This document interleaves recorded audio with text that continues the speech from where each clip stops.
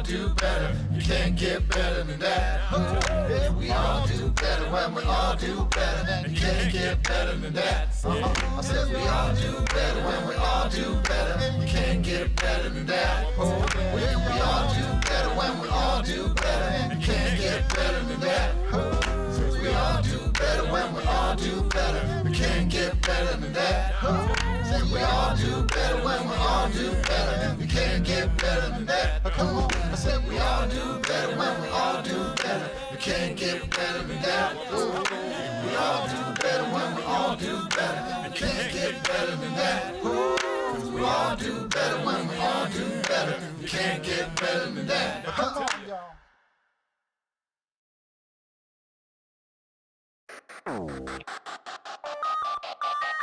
Man, that ain't no crime.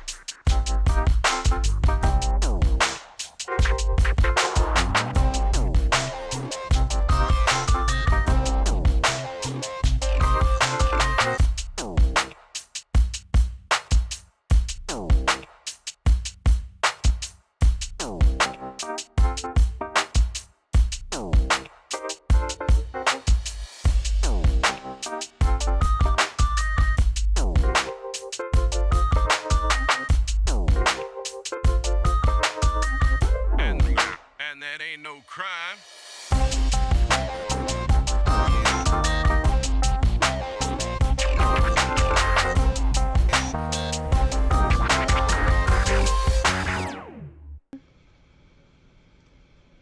Word. Yes. Word. We are here and larger than life. There we go. Yeah. What up, man? What's up, y'all? What's up? Y'all good? I'm good.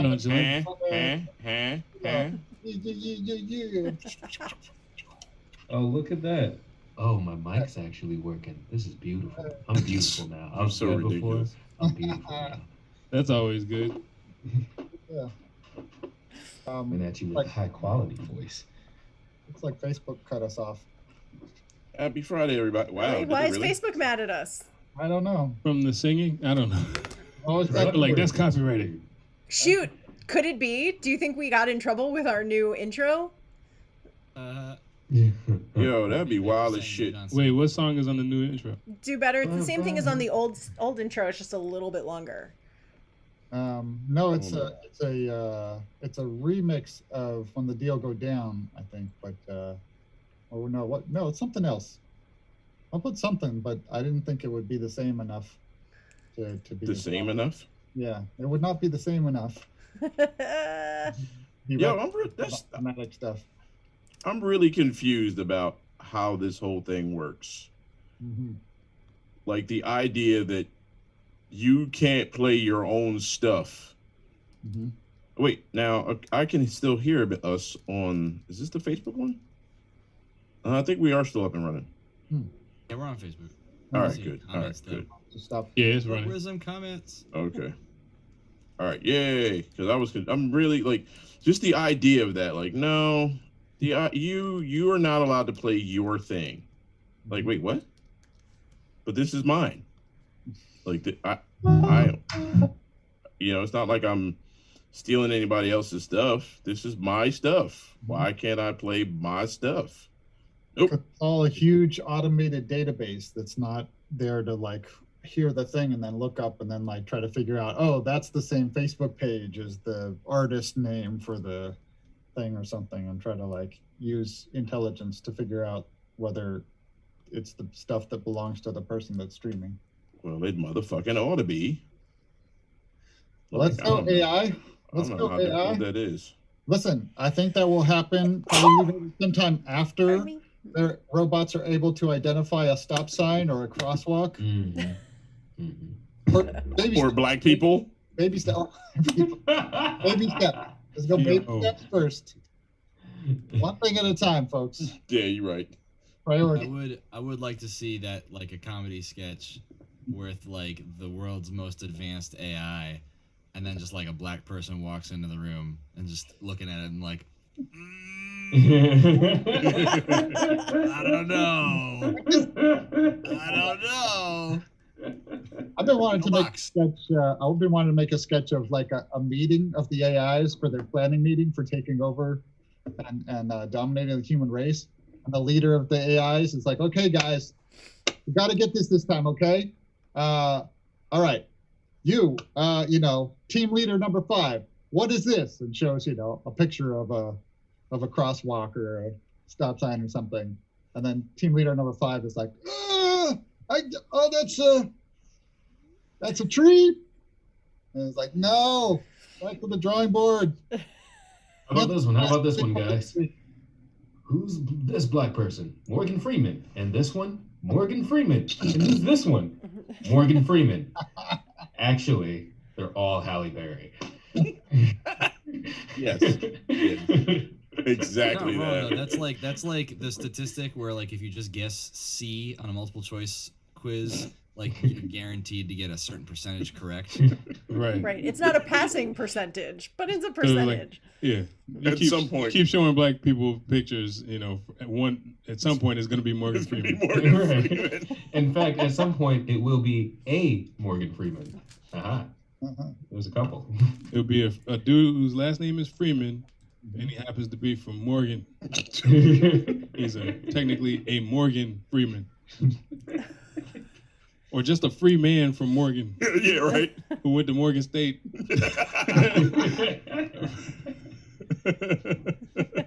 Yeah, I would be like, yeah, that counts. All right, whatever. Yeah, I'm so working excited. on it. I'm really, really excited. It's been a good day. It's been a pretty good damn day. Yeah. I got my new sweatshirt. I'm developing a hoodie problem That is a pretty sweet one, though. I got because everybody's putting out hoodies that says Backpack Illuminati. Yeah, Oh. Shout out to my boys, John and Josh from Serious Rap Shit Podcast. This is one of their joints. Somebody's kufi exploded when they saw it. Dog, I'm really developing y'all know I got a pen problem and a coffee mug problem and a t-shirt problem. You got some Now problems. it's hoodies, dude. Now this is why I don't drink, dude, because I know I have an addictive personality. I know, like, my first sip of Zima, I'm gonna be like, oh yeah, somebody give me a bottle of jug of moonshine. Let's get twisted. Wind up dead in an alley 2 hours later. So I'm like, no, I'm just not gonna do any of that. Question, our son. Yes, How many pens do you have on you right now? right on me right now, 2. Oh, you getting How many better. people can just like look at their pocket and have 2 pens in your pocket at any given time? All right, we're gonna go. He's usually in the double digits. Hold on. Since high school.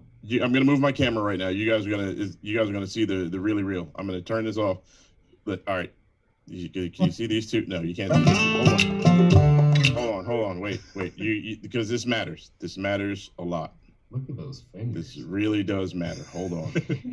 They're gigantic. I'm gonna show you what a problem looks like. Okay. All right. You see those 2 right there, right? And then you see that cup full of Those pens look- right there. Those look like some good pens. And there's a That's a couple couple of a pens. full That's a of pens great right next cup. to There's the a cup full of pens pens. right next to that. Now, And so I that want is you. another cup. No. Beyond, after that, we're done with cups. Oh, then you We're going full buckets. bucket. That is a bucket of pens. That is an entire bucket full of pens, and there's another cup upstairs in my room. There's about 40 of them in my backpack right now. Yeah, we're talking problems. So let me ask you this: when you go out on the road, do you sit there and select which Yes. pens are coming with you? Yes, I do. And Yeah. How many do you select? Right now I have, like I said, I would usually take about 20, anywhere from 20 to about 40, Yeah. because Who's over there with you? I But mean, why would you take this any is when you why know we're you're gonna friends, and we accumulate have them we have along things the in way? common. Yo, because I'm always because on the way, you don't know what's gonna happen. I might need a pen. You know Right. what? Let me be and I'm right usually back. I'm usually with him, so I'm always like, oh man, wait, I need a pen. If only I Hey, had a pen. Brand, you got a pen? Hold on, I'm gonna always be got right a back pen. because I got something to share with y'all. Hold on. Uh-oh. Oh boy. All here. So and tell night. Yeah, man. But I know my problem. I know what my issue is. I know all of that, so I'm okay with it. I really am fine with it. And by fine with it, I know that. So I'm sitting here looking at our guest in a that? few minutes. Cookie Pop? Okay. It's a random lollipop from Google that like What? specifically says 100% edible. Wait, That's exactly the sort of thing I would not want to put in my body. That's why I have Yeah, never right. put. That's I why believe you can in- see I it is believe in unopened. vaccines. No. Right, All you this get microchip uploaded stuff to the is cloud as soon as you obviously eat but, it. Like, I wouldn't eat that lollipop. I wouldn't eat it. I wouldn't eat anything with like, I promise this is edible. Uh-oh. what's Brian, this? Brian, don't open that box in front of me. Oh shit. Oh, okay. Shit. Oh shit. Sorry. Okay. Woo. There's a We lot look of like bullet we- went down. That could have been anything falling. That down. look like you just showed up in the screen with Pandora's box. Like, no, bro. Like, no, don't do it. No, it's just it's all my pens and everything. It's all of them. I've got my calligraphy pens in here and everything. Oh yeah, that box would not be Because- big enough for our pens, right, Rand? Yeah, dude, that's rookie status, man. Totally. That's rookie status. I'm impressed Hey, with the box. It's a The beautiful box is box. great. Gorgeous Like box. the box is great. That looks like that the box that the monkey's paw belongs in or some shit. This is how I know I have enough. This is how I keep my problem in check. Enough. Right You remember where we used to travel with a cooler full of turkey bacon? Yeah. Yes, we did. Enough is one of those statements that a lot of us just don't believe in. Yeah. Thankfully, But no, thankfully the rest of the country is caught up with turkey bacon. Right. So I'm sitting here looking at John, our guest John Robinson, at his page right now, and he's got these new hoodies, and I'm like, damn it, he's got these cool ass jackets on here and stuff. Like this is a problem. And you know how weird it is buying new clothes to not go anywhere. Yeah. Yeah, I haven't That bought is new clothes in a stupid. very, very, very long time. I have not done that. I'm actually I'm in the midst of switching right now from retail therapy to actual therapy. It's a good thing. It's a good thing. Retail therapy is way more fun. Like way more fun. Like, oh, my new sneakers came. I'm gonna put them on and wear them around the house. Yeah, both cost Yeah, we about are- the same. Yeah. I'm just gonna order a bunch No. of Jedi Regular robe therapy sets. is cheaper. Regular therapy is If- covered by insurance. If you have insurance, regular therapy is cheaper. If you Yeah. have insurance, yes, but Well, the way and that if your I've seen insurer the way some covers people it. do retail therapy, regular therapy is definitely cheaper than that. Listen, I don't have insurance, and insurance wouldn't cover my sneakers, so I just buy sneakers. It's a problem. But it's good. I mean, and like I said, I'm excited to have John on the show tonight. I'm really this makes me very happy. It's been a mess of a week in hip hop circles. We lost a guy on Monday. Was it Monday? Sunday or Monday? A cat named Double K from the group People Under the Stairs. Yeah. That I love these guys, man. One of the most just fun groups in the history of the culture for me. Like these guys just made this just great. I told the story on Tuesday. The title of my album Boom Bap Therapy essentially came from their music. Just that, like, if I needed just a little something, I would put on some People Under the Stairs and just vibe out to it. You know what I mean? And the way I felt listening to their music. Hey, is the Alexa way- Gold. Alexa, hi baby, is the way that I want my music to affect people. And so the All right, the Supergirl. new music that I'm making with Alexa, oh boy, 100% Boom Bap Therapy. So I'm very excited about all that. Hey, there are things happening. I Yeah. have no idea. Yeah, There's- we got Alexa, we got Supergirl, we got Gangstagrass rules. Linda resubscribing. Great hanging out with Yay! you, Linda. This was all busy. gifted by Tanya. She's in the Twitch just going crazy with the gifts. Yay! Thank you, Tanya. Shout Hey, out sticky to hands. Roman and Vladimir. Hey, Yeah. tell Mr. Putin, what's up? Oh, this is on the internet, so he's watching. He's got No, he's this got is- the line no, This is in. Vladimir in the Ukraine. Who, said aloha. Period. Aloha, Vlad. Aloha from Vladimir in the Ukraine, because that's the world we live in. That's globalism, It everybody. is. What can I say except you're welcome? Thanks, guys. We really appreciate it. Ren, you weren't finished. You weren't finished. Oh yeah. So yeah, it's been a wild week. And so putting this whole thing together to have John on the show, I'm really excited about. I'm one of the things that I mention most weeks when I'm doing your favorite rappers is I usually mention that in the midst of all of this, doing all this with Gangstagrass, you guys have put me onto a lot of very, very cool music, like some really cool bluegrass stuff and some old time stuff and just all sorts of very cool stuff, right?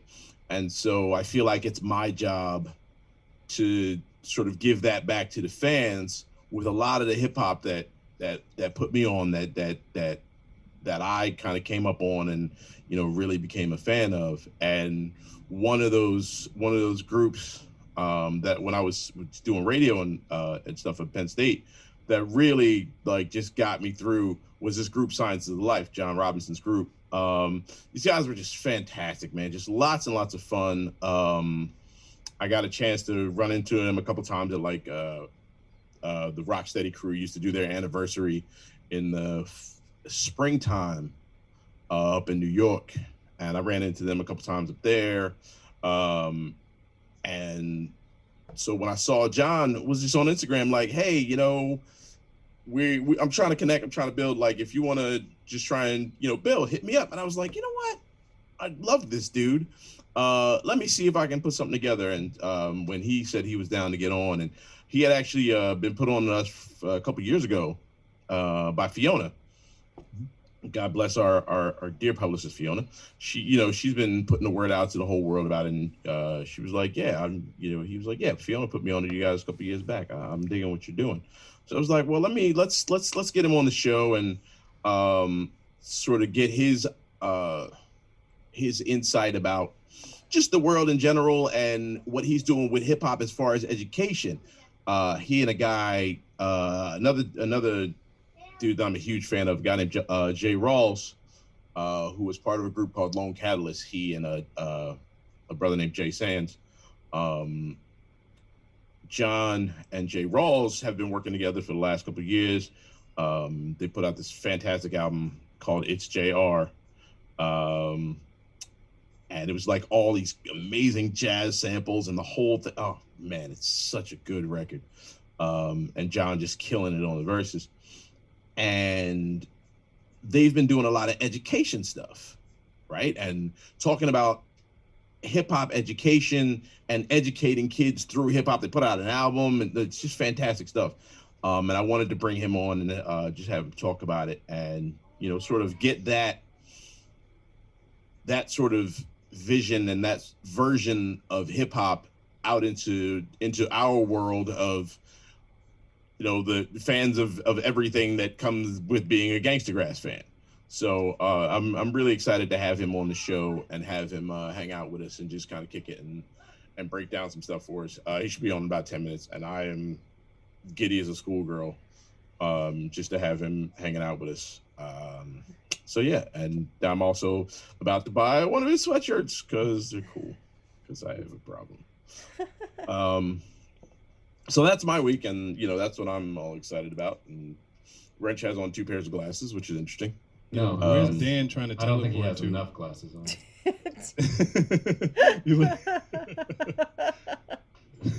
He's gone. Wait, he's back. I'm such a fan of this whole technology. You're like, I'm kind of here, but I'm not. Oh, wait, what's happening? So it occurs to me, and Right, Danjo also- might have some special insight into this, but we've got, there's a lot of like babies born during the pandemic who basically only know their family and like their parents, associates through Zoom. And because of virtual backgrounds, I feel like this could really be messing with babies' object permanence development. Right? If people just like lean back and disappear, this could be a real serious thing developmentally. Nobody else. Well, I'll Every let time you I see know. grandma, she's by the water, and the waves are always cascading. Do they live in a house? I want to go visit grandma and see palm trees for the first time. No. Well, no. Grandma lives in Cleveland, Ooh, excuse me, y'all. and Pharaoh just died. And Bilio just changed his name in background once. Oh, swoop. Yeah, his background went away. oh, that's weird. Mine, yeah. it just Speaking of completely object went away. permanence issues. Yeah, right. Pretty blue background though. Also, I'm like deeply embarrassed that I have not figured Oh, out what okay, your it name seems to is be working saying. again. It does seem. Wait, does All right. that pyramid have eyeballs? Are we running does with have the eyeballs. Illuminati thing? Oops, hold up. It's got The multiple only eyeballs, Illuminati that matters is the backpack Illuminati. Oh wait. Of course. All right. That almost looks like Okay, a here new we go. game of There we Myst. go. Wait, Dolia, was that that looked like a diorama from Meow Wolf, Yes, it was. dude. What? Yeah. the How did I- hell how are did I you remember even that? talking about? Yeah, because we didn't go to Meow Wolf together. No, but that's exactly what that is with the hamster, right? Yeah. Are we That's- talking it's about real Meow Wolf trippy. in Santa Fe, or is there another one? Yeah. Yeah, There Santa was gonna be Fe. another one. But Yeah, I went with the fam. Tim's wife is like one of the what do you call them? Engineers, craftsperson, people, Artists. prop masters. I don't know. Wow. Owl Wolf. Yeah, it's a pretty cool place. It's a sort of a art, sculpture, installation, theme park, murder Go mystery. sober. Oh, He's like, no, Speaking of installations, You don't want to be on a bad trip for that. no. speaking of It could get ugly real quick. Oh my goodness. That Crawl yeah, through all right. the washing machine, yeah, come out the refrigerator. I did that. Yeah, we went through the whole thing. We made a day of it. Yeah, it's a great place. That's the last trip that I went on. We were there just a year ago, in February into March. My brother-in-law was getting married, and he lives in southern Colorado. So we flew to Albuquerque, and drove through. On the way up, we pretty much just went straight into Colorado. But on the way back, we stayed in Santa Fe for a night. Unless I have that mixed up. Yeah. And we went to Meow Wolf, and we got awesome food. Checked out Taos a little bit with the Earth ships. Check out, Oh, did yeah. you How go were to those Did you check out engines? Ghost Ranch? No, where's that? It's actually The it's- place where Wrench's Go- dad lives out in New Mexico. Nah, Yeah. there's Georgia O'Keeffe's former ranch or whatever. Oh, yeah. Yeah. There's I a heard about that one. there's a Like if you're in New Mexico for a couple days, there's just too much. You're not going to get to a whole bunch of stuff you need to see. So yeah. Yeah. How were the Earth ships? Because Well, they're occupied, like they're people's homes. So don't you really can't just walk like, in the middle of the Can't night. you just sort of jerk around in people's driving through the neighborhood. if you want to go into one, I can hook you up next time. Yeah, hell yeah. Ooh. Actually, Yes. the woman who did the cover for Monkey Knife Fights, her and her partner, DJ Oja Sound Twister, spent a few years building those things. I love how I'm imagining this conversation sounds to people that don't know about any of what we're talking about. Okay, so yeah, Oh, back in the day, Hyperspaceship Yeah, of back- Parliament Crawled in the Funkadelic. washing machine. I came out the refrigerator. By the way, the person that did the cover for Monkey Knife Fights. And their partner DJ Oja Sound Twister. Like This Yeah. is when you know you've had a stroke. There's an acronym for this. I smell toast. Acronym is Monkey Knife Fights. Dude, Dada is nonsense with Gangstagrass. Yeah. Yeah, back in Everybody the day, on here's got a concussion right now. back when me and our son used to fight monkeys. That was what was mean- happening in that background. Them motherfuckers need to get fought. Filthy bastards. Be clear, we're not talking about each of you has a monkey and pits them against each other. That would be cruel and inhumane. No We're monkeys talking were about- harmed. That means in me and the Dolio making of monkey Hand to knife hand. fights. boxing actual monkeys because they be some bastards, dude. Like, you ever see the videos of people that be like in Thailand and shit, and they just chilling, and the monkey will just show up and grab their phone and bounce? Like, what the fuck? Yo, I Maybe- saw one. This maybe guy monkey was was at there a first. stoplight on his motorcycle. He stopped at the red light. Monkey just ran across the street and knocked him off the bike. Knocked him off his bike. I Yeah, was like, yo, like, hold on a second. I'm not sure if I want to be a place where monkey is like the biggest threat, or I at least need to know when the monkey hour is. Yeah, okay, that's There's fine. gotta That's be- fine. whoa. They don't- I would definitely need to know when the Yo. monkey hour is. You got some Yeah, monkey there's got to problems be at a home? time period when the monkeys come out. You know, It's like- they might well be saying that about us. Like, I just wish I knew when the human hour was. If I could just Right, predict right. these things. They're just everywhere all the time. I just push them. I mean, they know when that hour is. They're like, okay, around sun up, they start driving around. Showing when we up can and get 'em. making all that goddamn noise. I'm trying to get me a new phone. Watch this. Yoink! Around 3:45, that guy on the bike is gonna be coming around. Can't wait to get that son of a bitch. Like, why though? So I mean, which is probably the best part of all of this, that people can show up and they're like, what? Eddie? Hold on, I'll be back. I'm gonna come back when they're not talking about monkeys. No. Stick around. Stick around. No, just I you swear got to it stick gets around somewhere because cool. because it always goes somewhere cool. There are twists and turns in this, man. There are twists and turns. People And are if you- they're like, what the hell? Like last week they had a statistical biologist discussing the COVID vaccines. Now we're This week they're about talking about fighting monkeys, roving gangs of monkeys, stealing phones. Like and what? bike jacking. That's Which, right. by the way, if you haven't listened to Monkey Knife Fights, you need to check out Monkey Knife Fights right now.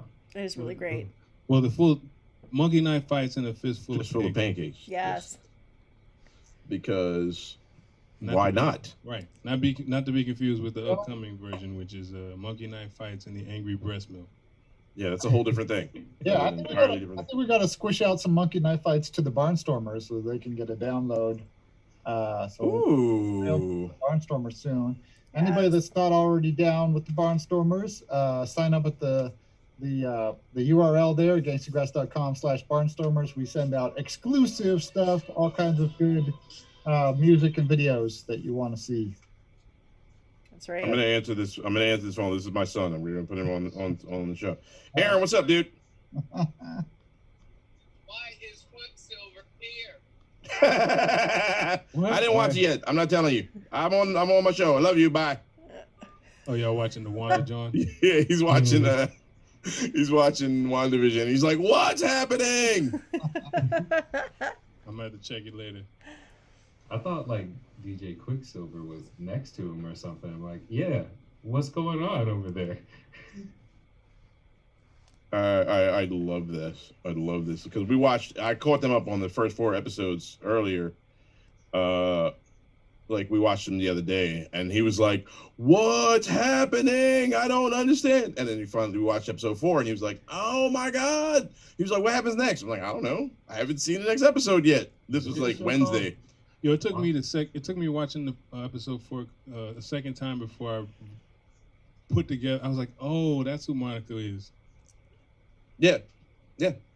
That's if you saw Captain Marvel, the little girl Right. from Captain Marvel, that's Monica Rambeau. And I really hope, Mom Dukes was the director. I pray to God they go full Monica Rambeau with her. But with Because- the cosmic powers and With everything. because her powers are ridiculous. She's an amazing character. She used to lead the Avengers. Like, I want them to go full Captain Marvel with her, because that would make me really happy. Yeah. Really, really happy. This is a Marvel sitcom? Yeah, dude. Oh, well, It's fantastic. It's fantastic. If you have Disney Plus, Yeah. Nope. No. I No. don't. I won't be watching this. So. One other cool thing that happened this week, and shout out to Michelle for reminding this. We're talking about the Monkey Knife Fights, the Molasses Brothers. For those that don't know, that are new to a lot of this Gangstagrassery, one of the other sort of side projects that exists in Gangstagrass is the Molasses Brothers, created by me and Dolio. And we added our ex-fiddle player Adriel. He was honey molasses. Dolio's caramel molasses. I was originally chocolate molasses, a name which I have passed on to Pharaoh, and I've taken the name mocha molasses. Now, I don't want us to seem racist, so Wrench was inducted in the Molasses Brothers as Vanilla Molasses. I was? Yeah. Holy shit. Yeah, man. And then I, it was like we were like, we need to. Dan's also got to become a part of this. So Tuesday night, my friend Michelle decided on maple molasses. You know what? I knew it was going to be maple molasses. Molasses. I just thought, what kind of molasses is it? It only makes sense. Maple. I didn't know that was Michelle though. That was Michelle. Yeah. Came up with maple molasses. I'm working on your sleeves. It's got to be perfect. It's got to be perfect because otherwise, like maple molasses, it was perfect for you, Dan. And so, considering we watched you chug like a gallon. I'm gonna drink a shot of maple syrup. That's all I ask, man. Try to mix maple syrup and molasses and see what that tastes like. Oh boy! You know what's a really good combination? Maple syrup and whiskey. Yeah. All right, that seems reasonable. Probably okay. good. Probably good. I feel like what kind of whiskey though? Like a classy Canadian Southern Comfort sort of. Wait a minute, didn't we have that combination? I mean, it would have to be Crown, right? You'd have to have like. You know what? It'd have to be Crown Royal, but I think we had it on that drink show that we did. Probably. Oh! It yeah. was hold on. Yeah. It was an old fashioned. No. What was it? What was it? It was it was named after a place, wasn't it? Yeah. It was like, but there were two places that both claimed it that had the same name. I have it. Hold on. I think it was Long Island iced tea. Oh, I might be the okay. original Different one. Long Island iced tea as opposed to the one we were accustomed to. Right, like a Kentucky Long Island. Right, some other iced tea. Long Yeah. Island. It was something crazy. Yeah, it was There hard you to go. keep track of everything we had that night because we were pretty sloshed by the end of the show. Ooh, is it going to show up? I poured out so much alcohol after that. Yeah, you guys know I just Dan, Joe, Sleeves, did and not. I were Sleeves. on a drank show all of it. sampling cocktails that were prepared to us and then FedEx to our doors. Oh yeah. I forgot about that. it was extremely that's- well. That's impressive. I was like, Well, this we is won't nice. see this. It's Canadian whiskey with Canadian syrup in it. There you go. That's kind of balling. When people It start is. sending you drinks, Yeah. that is fairly baller. Shout out to our friends at Sagamore. The commercial, as far as I know, has gone national or is about to go national. It's very exciting. Ooh, Sagamore Rye Whiskey. yeah. In Gangstagrass. Baltimore's Get a sip own. for the rye. Has anybody in the chat, weird. real quick, in the comments, has anybody seen us on TV lately? Because you Seen us on would if TV. you watched commercials. Who watches commercials? Operation Parade. I don't. I pay for things in order not to watch commercials. I haven't seen a commercial in a very long time. Yo, still have- mad people were hitting me up. They were like, "Yo, did I just see you on TV?" And I was like, "I don't know. Did you?" I've only seen it once. I was here chilling, watching TV, and I was like, "Oh, Oh, huh, good luck, Sleeves. Always Like looking I've seen the outside. thing a million times, but to actually see it broadcast is a weird feeling. And it's like, wait a minute, I'm here, but I don't. Yeah, it's bizarre. It's awesome. It's very, very awesome. Maxim Cat in the Twitch comments, Maxim Cat says that her 2-year-old is watching Barn Burning and Twisted every day. So she Nope. sees us on YouTube. Dope. That's a good fabulous. regimen. It's Yep. good to have a routine. Yep. Don't forget Long Gray River. Super important for the 2-year-olds. Yes. long as it's not 2 yards. Yes, right. Stay away from 2 yards. 2 yards. 2 yards is Nope. like 5-year-old, 6-year-old. Mhm. Give them a little time to grow into 2 yards. Yeah, like the shiftlets when they come through with their youngin. It's like Listen, I Sydney used knows to give. every I used word. to always give them the look in the audience to see if it was okay. They'd be like, "Go ahead, do it." Listen, Sydney knows every word, and that makes me very happy. Right. That makes me very, very happy. Where's my shift tonight, man? We gotta get some Ashley on That's here. right. She should- You're wearing the Ashley glasses. Yeah. Hey, wait a minute. I see we've been joined. Have we been joined? We were, Oh, man. and then he's gone. He was here, and he was Have gone. we been joined? We were. I feel like A moment there's ago. a When you say Trill it- reference just waiting Yeah, to I feel like happen. that's. When you Did we when you just get say we've been assimilated? joined like that, it makes it feel like some sort of human centipede thing. Oh no. I don't know if I've ever been that sort of joined. Nah, it's more like That's why I'm here, It's more like a folks. seance. That's I think why you I'm- know whether you've been that sort of joined, and the answer is no. Yeah, you're right. Okay. I would have felt something. You would I know. hope I would have felt something. Point. Yeah. Also a You point. definitely got to have an evacuation plan. Ah, I see what you did there. I see what you did there. All right. Hey, man, So he's we got- connected. we got He's somebody connected. in here. Oh, ladies and gentlemen, it's JR. Yo, What's the what deal, up, what man? up? What's What good? is the What's deal? good? All right, listen. I'm gonna run my mouth for a second. I am thoroughly excited to have you here, bro. Thank you very much for joining us. No, Um, glad to be here. Glad to be here. I was telling the fam earlier,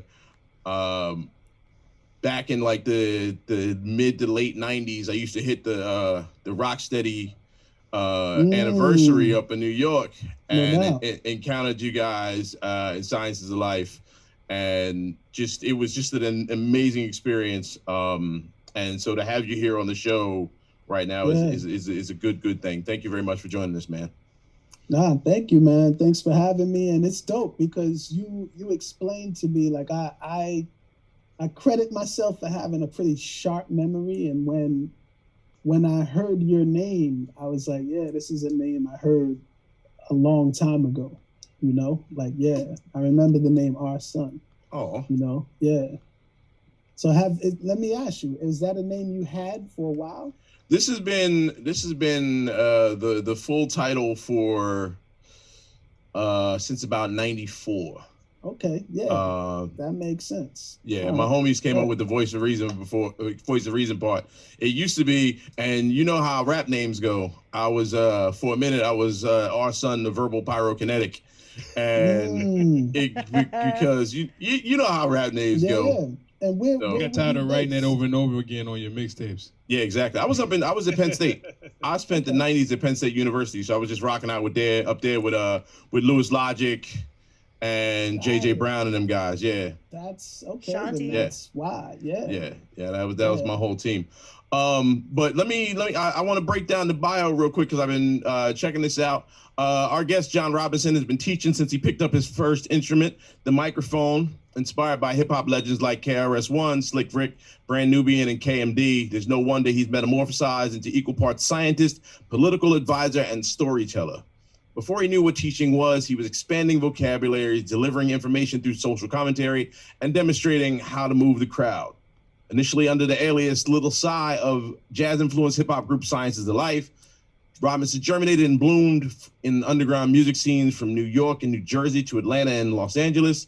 Since his official debut on Bobbito Garcia's Fondle Records in '96, shout out to Fondle Records, the South Bronx-born, Far Rockaway, and Central New Jersey-raised MC's universal sound has resonated worldwide. He shared stages around the globe with the late icon Gil Scott-Heron, consummate musicians The Roots and Flying Lotus, purveyors of Enlightenment, Common, X-Clan, Talib Kweli, Mos Def, and Dead Prez, and pioneers like the Jungle Brothers, Run DMC, and MF Doom. A lifelong learner, Robinson took notes and soon mastered the art of reaching audiences both en masse and individually. Yo, That's the resume right there, man. That I was gonna is. say I need to pay whoever wrote that. That's very, very dope, man. Now, it's funny. I'm such a modest person that this is probably the third time in about 2 months someone read that out like in front of me like that, and it's just like ah. So instead, I'll just nod and be like, yeah, no doubt, yeah.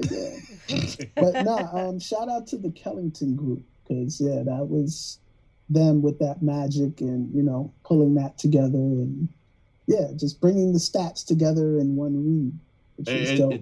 It's very, very impressive to be able to say all that and say you've done all that. I want to talk about Fondulum Records, man. Because I was a big fan. I still have my Fondulum T-shirt with that crazy logo, dude. The logo, the boy just standing there with his hand in his pants. Just that nuts. one, wow. Yeah, dude. Yeah. I got a lot of T-shirts, so I hold on to them. How did you hook up with Bob and them, especially around that time? Like, because that was when they were like they were the purveyors of the culture. Like everything was coming through them.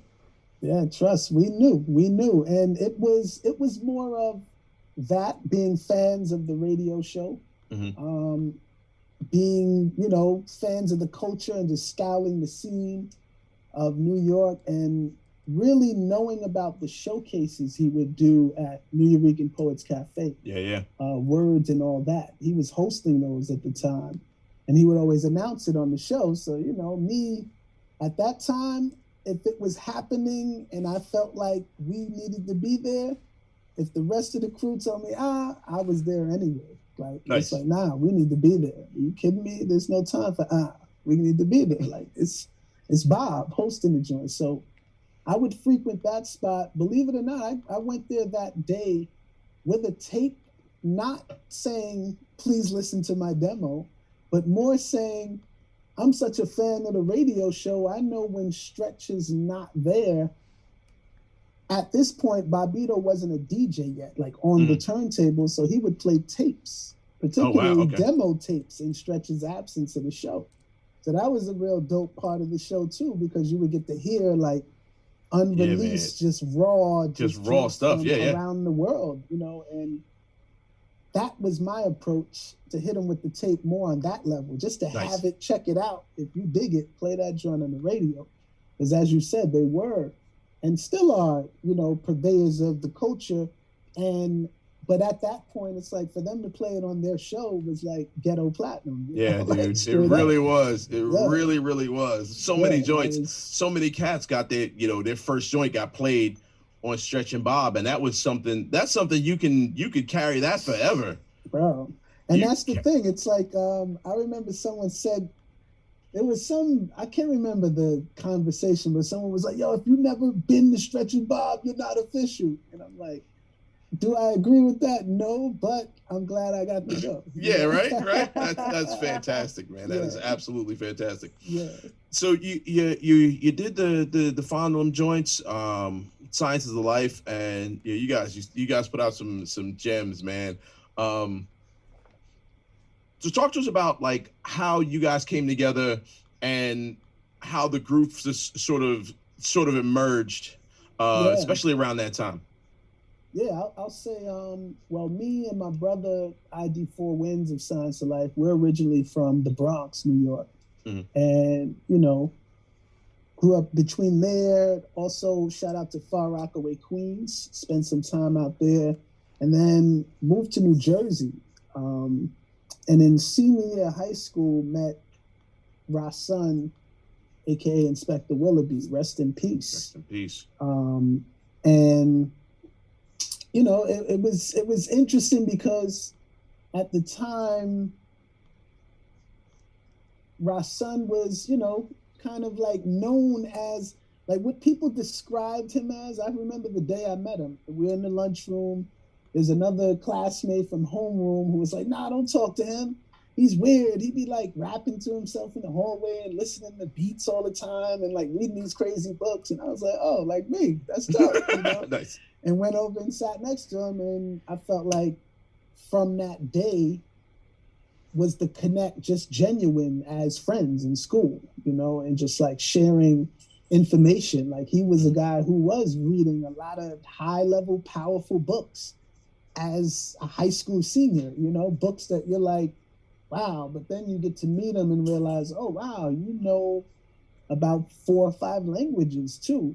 Oh, wow, okay. And then, wow, you could quote scripture, like multiple, not just Quran and Bible either, and then you'd start to really understand, like, oh man, this guy's like a nerd who's always has a book, always studying something. I mean, even down to his rhymes. His rhymes, a lot of it was reading authors like Anne Rice, who wrote these like horror novels, and he would like search for words, like, just the dopest words. And I'm gonna sample that word, boom, write it down. Oh wow, I never heard of that word. Let me look it up. So he was the catalyst, I feel like, for Science of Life to really move in this mind-driven, forward-thinking, creative way. He was definitely the heart of that.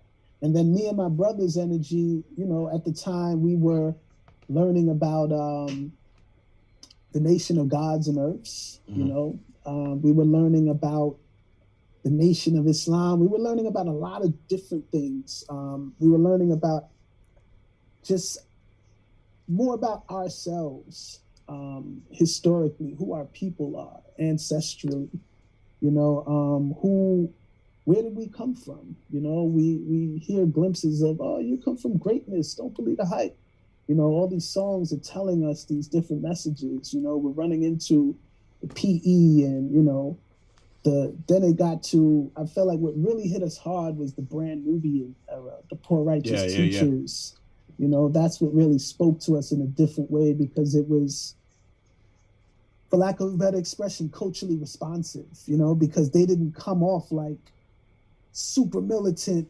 They came off as like one of the guys you would be sitting next to in the lunchroom, like with a book bag on, cool, but had knowledge of self, had gear, fashionable, etc. But yeah, definitely forward thinking and empowering. So that was who we mirrored, in the bio, the KMD, rest in paradise to the super villain, one of my greatest mentors to date, and I have some great ones.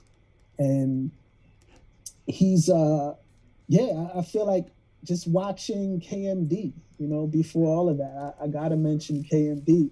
KMD is a big part of it, to see the joy. KMD was joyful. KMD was intelligent. KMD was colorful and artsy, and it was about words and dialect and really getting creative and clever with what you said and how you said it. And, but it was still about being who you are, like for real, representing who you really are. And just that whole essence of all that I mentioned, and then capped off with spirituality, just really, allowed us to have a lens and a perspective to see through, to build what we were doing. So I think that set the foundation.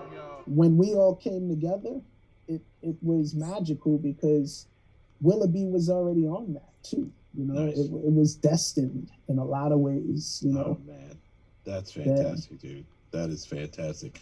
You brought up. Mind if I butt in here? No, go. Just because, with his recent passing and everything, and I'm a big MF Doom fan. You got a story about him that you could share? Oh yeah, man. That's exactly where I was going. 2 million, and amazing. But I'll share, how we met, because I was gonna also say the Fondlem Records thing.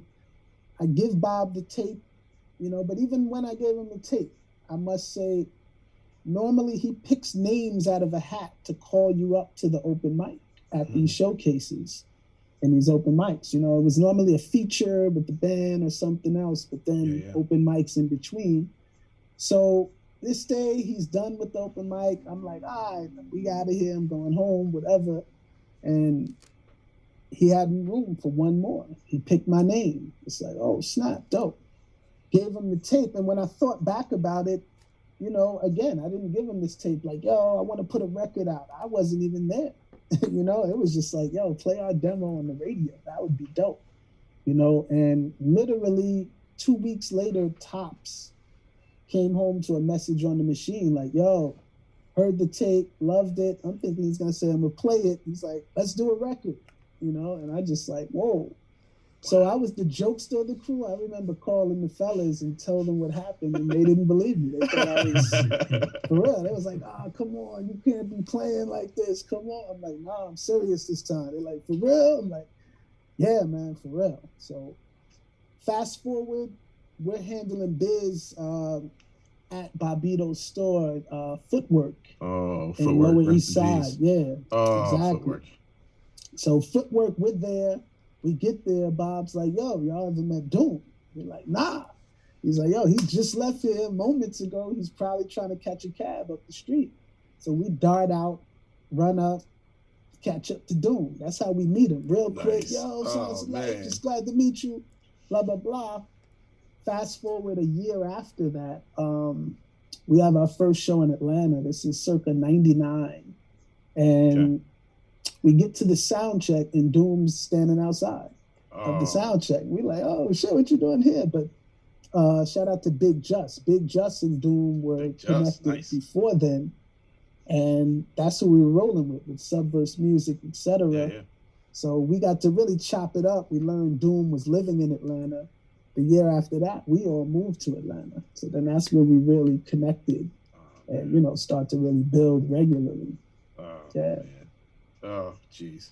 I'm over here losing it. Like, so when you were, you know, going through Atlanta and in the process of making all those, making all the records and stuff, what was there because like listening to your stuff, there's so much happening with your vocabulary, right? And you know the things you're talking about. Did you guys ever have those moments? Because me and Dolio talk about this a lot, where you're like, you know what, we could be really, really big if we just did a little bit simpler stuff. Like, did it ever cross your mind to kind of dumb down what you were doing to try and get a little bit like more airplay or whatever? Like, did that ever run through your brain? Not to get more airplay, but yes, if you listen to the first Science of Life album into the second one, like Coming Forth by Day to Project Overground, even the name Project Overground, right? Yeah. The science experiment. You know, what that meant for us was, one of our greatest spiritual mentors, Dr. Malachi Z. York. We're on his land in Eatonton, Georgia, circa 2001. Eatonton meaning 2000. Like Eatonville, Eatonton? Eatonton, Georgia, yeah. Okay. Right near Milledgeville and over in that area. Yeah, but we're on the land. Pyramids, the whole nine. Like, it's a thing. Kadesh, some call it, you know. Some call it Tamaray. But we're there. My grandma lives down there. The brother's out walking, taking a walk. He calls us over because the week before we did a performance, there was a nightclub on the land called Ramsey's Theater. And we did a performance there, and usually they tape the performances. So he got to see it. And, you know, I never told this story either, by the way. So this is an exclusive. Yes. And he said to us, he said, yo, I love the performance. I love what y'all are doing. I love that y'all put a lot of my spiritual information in the rhymes and music you're doing. But I personally feel like y'all shouldn't be doing that the way you're doing it. He said, if you continue to do that 10, 15 years down the road, most of your following will consist of people who understand exactly what these terminologies relate to and are connected to this information.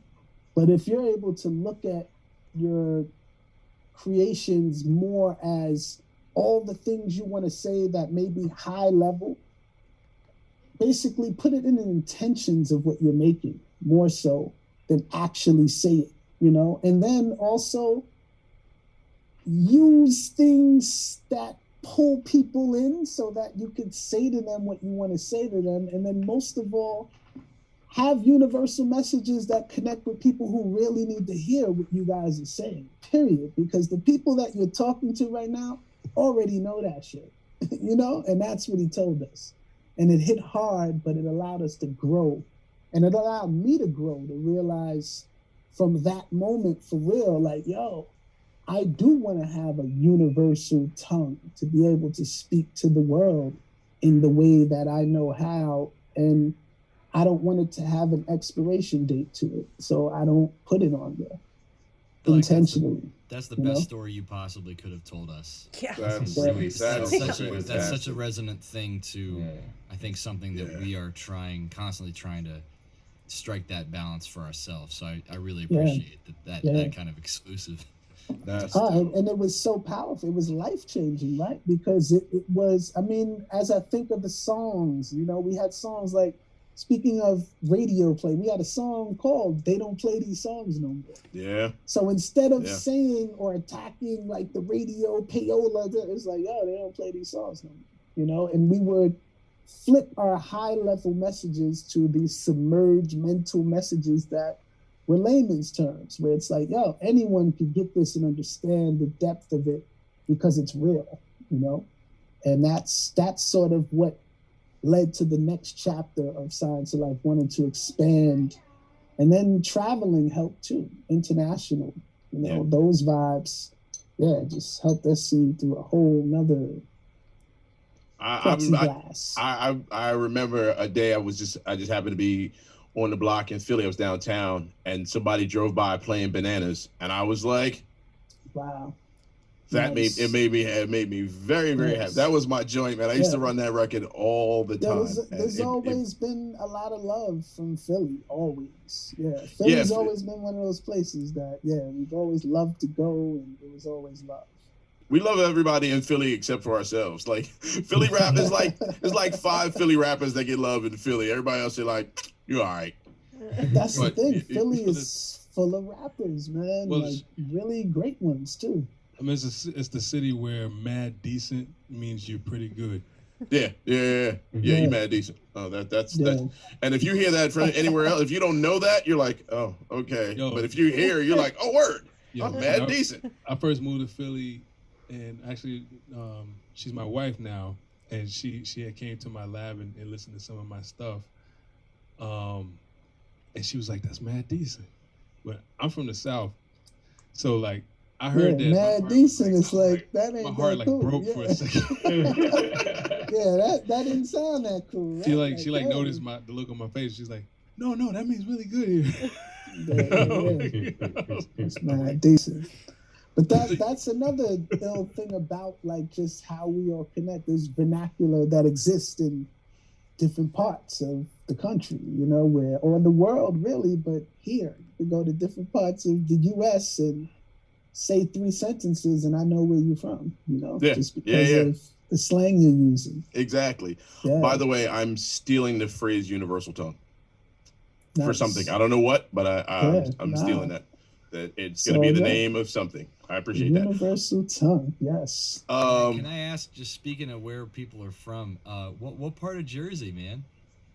Oh, Piscataway. I did the FloJo from the Bronx to Piscataway.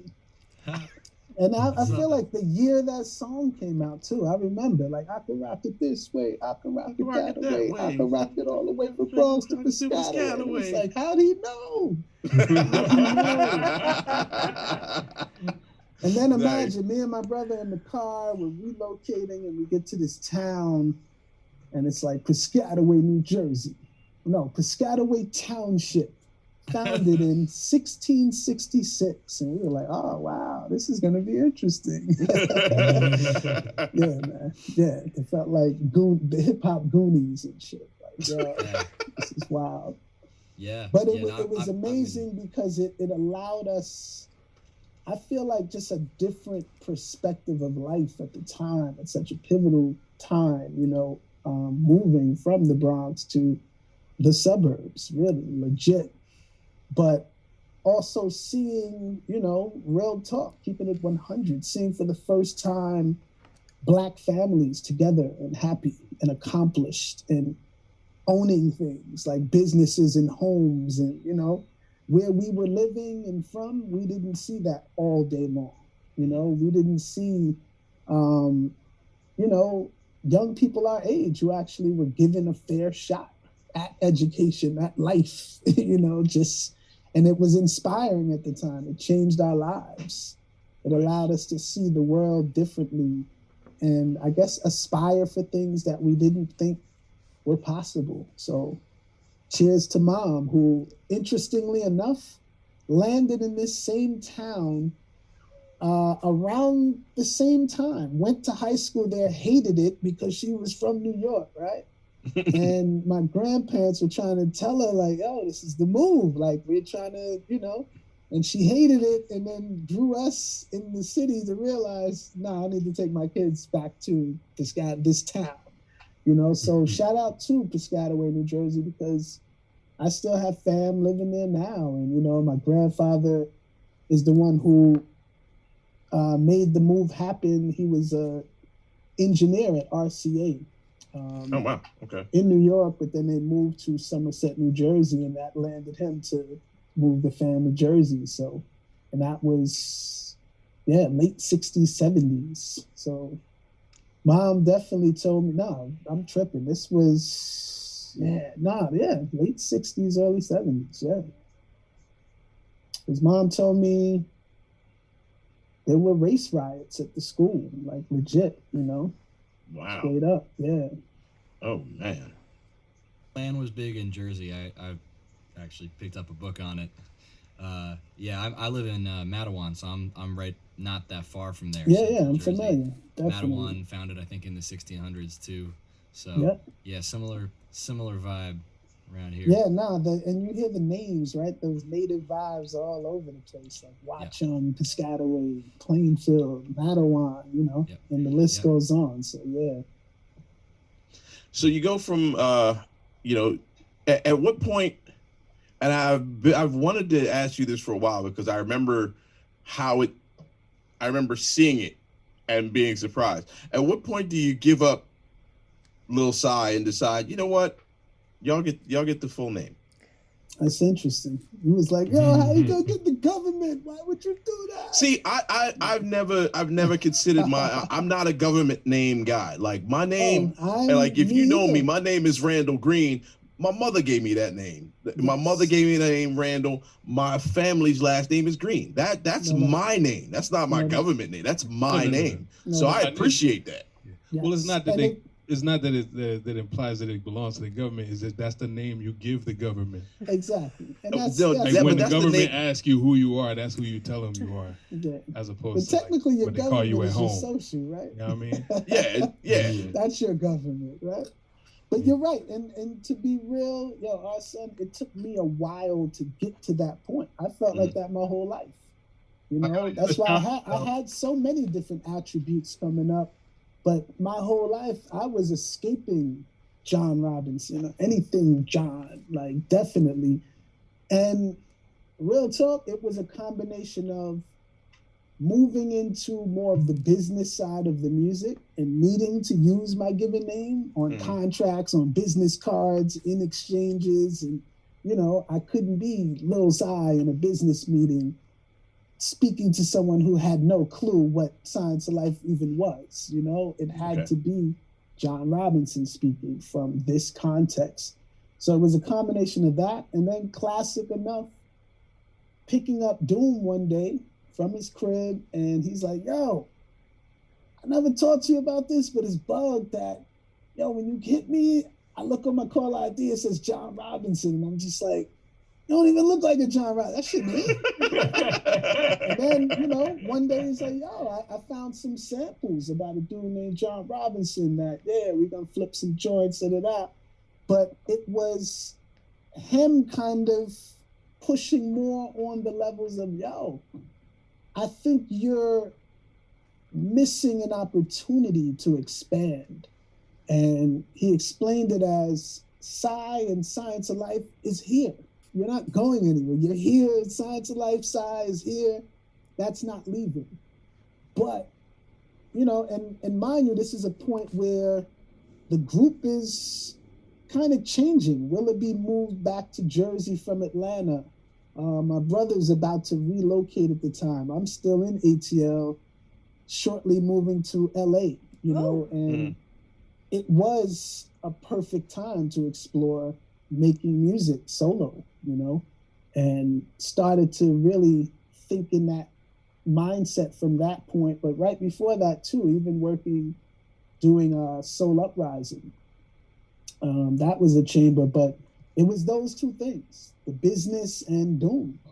Nice. Like Doom really laying it out for me. Like, nah, this is a lane, bro. You can grow this whole other fan base who may not even know Science of Life, or maybe some do, you know, but yeah, he said that's not really up to you. I got a follow-up question on that, on that business life that you've cultivated. Like how did you make that transition from being an MC, and a great one at that, and into education? Yo, that's a great question. So it started really moving back to New York. So in the business side, it was more label stuff, right? Helping work with independent labels, help run independent labels, and just from our own sake of doing business, learning a lot. Moving from LA, actually back to New Jersey. Shout out to my aunt Sharon Robinson Briggs. She became mayor of Plainfield, New Jersey. She was mayor for 8 years. Right. So I was there, moved to New York, met my lady who's now my wife. And at that point, shout out to Penn State. I relinked with someone that I met at Penn State while touring with Science of Life. Shout out to Chen Lo. Oh, that's my man, dude. Yeah. That's my dude, man. Yeah, me and Chen go way back. Oh, nice. So if you know Chen, you know he's been in the youth empowerment education space for a very long quite time, some time, right? yeah. So funny story, I meet Chen at Penn State. Science of Life is there to perform. We just saw some cool looking brothers and ran up on them like, yo, y'all gotta help us. The accommodations they got for us is so horrible. Like, we had to put bags over our feet to take a shower. Like, yo, no. And it wasn't the school. It was the cat who booked us just wasn't. Oh, no. He just wasn't a cleanly guy. Oh, that's terrible. He's like, yo, I got this separate dorm that y'all can shower. It's perfect. Yo, we got there. We literally put plastic bags on our feet to take a shower. Like, it was crazy. But wait, what year was this? You remember what year was this? 2000. This was 2000. Yeah. Oh man. And long story short, we connected with Chen, and he was like, oh yeah, we rent a house. It's not too far from here. We got a whole basement, and y'all can crash with us. So that's what we did. And, you know, at the time, I remember we didn't really connect to stay connected. It was more so, thanks, good to meet y'all, da-da-da. And we were on our way. Fast forward, moving back to the East Coast, it's so dynamic how things work, because I'm in this education space with Jay Rawls, right? As I retell this story, Jay Rawls is in town, and he's like, yo, I want to hit up this spot to meet my man and get these records or something like that. We walk in this spot, on the microphone, who do I see? Chen Lo. Nice. Oh, snap, what's up, brother? So we reconnect. We're connecting on music and different things. I helped him with some things with his music. And then it led to him talking to me about more of what he was doing as it related to working with young people, teaching them more things around the arts and music, etc.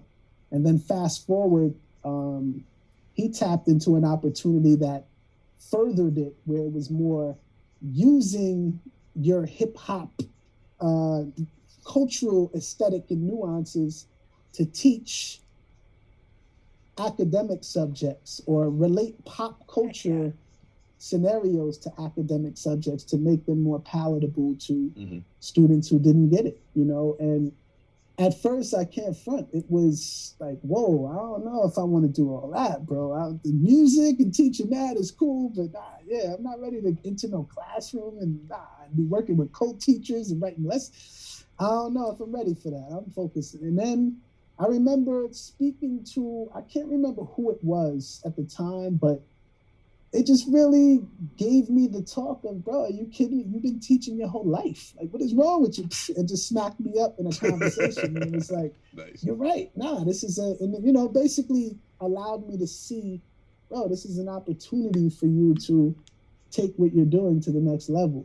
It's called enterprise. Duh. And it was like, oh, bling. And then, from that point, it allowed me to see for real what it meant to enterprise from your music and take it into avenues that respond directly. I mean, think about it. Every company in the world sells products to everyone in the world using hip hop as the sound bed of its cultural aesthetic. Why wouldn't it work in school? You know what I'm saying? Right. And it's not just the music, it's the culture, right? It's every part of it. So it's like once I got open to what that meant and then got into classrooms and saw my magic work in a real way, it was like, oh, wow, okay, I earned this. I fought through this. I got punched and smacked, not literally, but with falling on my face sometimes. The lesson plan didn't land. I weren't able to get the students to that point where they actually learn what I got there to teach them. And, until I got to that flow of like, oh, wow, I'm really connected with these students, like in a real organic way. And what I have to share with them is coming across in this very innovative, forward-thinking way because it's using what they know already to teach things that they thought they couldn't learn. And now they actually walk with them and they know it easily. And to capture that, the only better thing to do was, let's put this in a book, Dr. Rawls. Are you kidding me? Yeah, man. Kick down doors with that PhD. Let's go, So that's the short answer to that. But yeah, salute to J. Rawls. I should say Dr. Jason Rawls. Dr. Jason Rawls. Put some respect on the name. And we've been definitely growing heights in the education space as it relates to our book, Youth Culture Power, the album, Youth Culture Power. And yeah, shout out to Chen Lo and the whole Code Society family too. Yeah, man. That's so dope. That makes me very happy. Yeah. Probably shouldn't have left Penn State when I did, but oh well. When did you leave? I left in 2000. Like I graduated. Snap. I graduated in 98. Stuck around for the next year. Yeah, we were beeping the horn. We saw you. It was like, yo, son. I left in 2000. Right after my wow. my girlfriend at the time, right after she graduated, we came back to Philly. Got it. It was right after they had the whole thing up at Penn State where they took over the hub and all that. That was nuts. Yeah, but I feel like that's when we were there. Yeah, I remember you guys doing a show up there. That's when we were there. Yeah, it was crazy. Yeah. It was nuts. Yeah. So how did you and Ross link up? Because Jay Ross, who I was telling the guys before, was a part of the crew, Lone Catalyst. Him and Jay Sands, they were doing fantastic stuff. He's put out a ton of material, an amazing producer. That first record you guys dropped. The 1960s jazz revolution, John. Yeah. Man, that record is fantastic. Now, I know that Ross has always been a big jazz guy. Was this something that the two of you both had like in common and that you were able to sort of merge together, or was big time? So it was, I mean, it's funny. On that album, there's a song, Know You, and we kind of tell the story, but Rawls in New York chilling with Kweli. Kweli's there in Fat Beats. Kweli points him to the Science of Life record, the Powers of Nine Ether. And, Rawls being a record guy, he takes that back like, oh, this is crazy. But didn't know us. And I remember living in Atlanta. So this is 2000. So I didn't get to meet Rawls until 2000. I'm living in ATL and I hear he's coming down there for a show. And by this time, I know Lone Catalyst, J. Rawls, I know the music, but more so I know Brown Skin Lady joint, so I'm like, yo, that's J. Raw's word. He's coming down there. We definitely need to connect. So I'm calling him thinking, yo, I need to explain who I am. And he's like, yo, I know Science of Life. You kidding me, yo? You know? Nice. So it was one of those connects. And then by the time we connected between, 2000 and all that time was literally wanting to find like a balance of or a connect of why are we making this record? What's the record about? What makes sense? What's the cohesion? And it was the jazz. Once we start talking about music more and, different joints, he started talking about the Cal Jada records he's sampling and da-da-da. And I'm like, oh, word? Yo, this Lee Morgan joint, I always wanted to write this song and da-da-da, and just we're bouncing ideas back and forth. And I feel that record came together pretty organically because I got to sit with the beats and then fly to Ohio and record the whole joint in his studio. I feel like both records were done that way. The second one though was we went in even more. I demoed the songs. Yeah, I really styled out on that. I demoed the songs, had rough versions to listen to for like 2 months, and then went there and flossed in the studio with no phone. Like, yeah. Nice. Oh, y'all reading off your phone? What? New album, no phone, Like, yeah, that felt good. That felt nice. good. Nice. So let me ask you real quick question here. Who's your favorite off the beaten path jazz artist?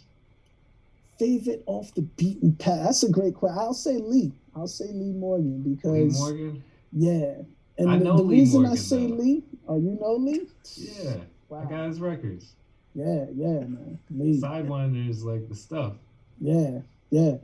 So you got to listen to the song. I wrote a song called The Lee Morgan Story. It's fantastic, dude. It's such a great that 1960s jazz revolution record is so dope. It's a very very cool thing. I like how y'all put the JR in that too. Yeah.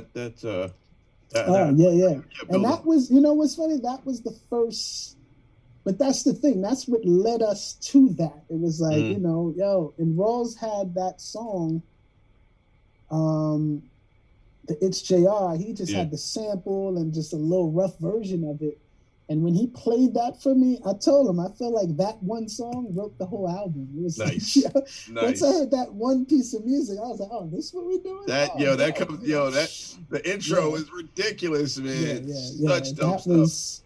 And it was just like, wow, okay, this is storytelling. This is, just kind of speaking about all that I feel when listening to jazz and the music and the stories I've heard and documentaries I've watched and books I've read, and it was like spilling all of that out in the coolest way I could, Hey, I haven't heard it yet, but I got it pulled up. Yeah, you really, really need to check it out. The other thing you need to check out, I just was really, really getting into, I'm looking at the website the other day, waiting on the Level Up stuff to start going on sale because, I was telling everybody I got a sweatshirt problem, so I'm probably going to cop one of the Level Up joints. Nice. The Level Up album, give us the rundown on that, because that is a fantastic piece of music, man. You just dropped this last year, right? Yeah, it just dropped November, actually, and oh, what? It was a combination of hand selecting key cats that I just wanted to collab with, i.e. Napoleon the Legend, someone I've known for years. Man. And we had this dope building session one day because we live in the same area, and after during the building session, I played him a couple beats, and when he got home, he hit me like, "Yo, send that one beat." The joint, and he described it. I can't remember, but I knew what he was speaking about. Sent him the beat. I feel like that verse on there, because we didn't do that together. He sent me that the next day, and it was just like, geez, bro. Yeah, he put his foot in that. I wasn't ready to write this today. Like, he put his foot in that joint too. It challenged me though. Like, it made me say, you know what?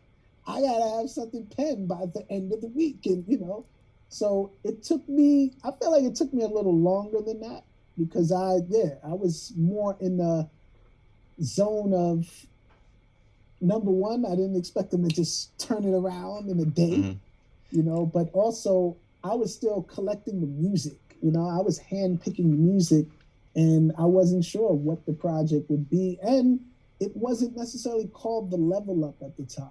You know, I wasn't there yet with the name and all of that. The pandemic put this into perspective as the level up, and it was more about mindset. It was more about me speaking to a lot of the people that I'm connected to, and everyone were either leveling up in some way or had plans to level up, whether it was I'm learning new things, you know, whether I'm changing my diet, whether it was I got this I bought a house, there's just so many levels, but more than anything, I'm thinking different, you know, my mind is changing about things and how I see things, but not just in a regular way, in a brilliant way, in a forward-thinking, empowering way. You know, I'm ready to share more.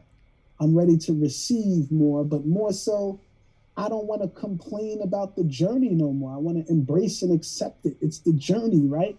You know, so many times we huff and puff when an obstacle happens, but it's like, let's be real. If it was just this smooth glide, would you really be happy?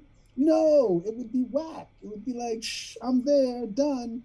No, who wants that? If you want that, you can have that. I want to actually enjoy the journey, you know, like breathe air while in the journey, you know, feel feelings while in the journey, and understand that when you speak into the universe saying you're something, you're going to be tested by the universe to prove that you're that thing. Yo, I want to do this, and I do this now.